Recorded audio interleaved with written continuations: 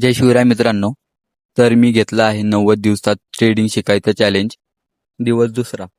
काल मी माइंडसेट आणि बेसिक बघितली. आज मी थोडं प्रॅक्टिकली बघितलं.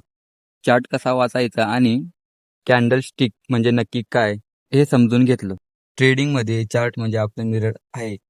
चार्ट आपल्याला सांगतो मार्केट कुठे चाललंय, बायर जास्त आहेत की सेलर, आणि प्राइस कुठे सपोर्ट घेतो.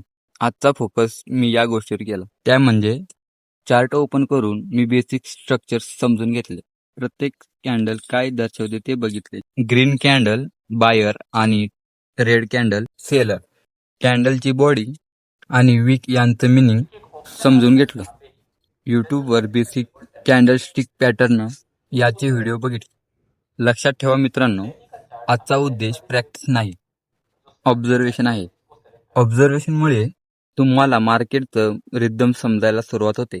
धन्यवाद.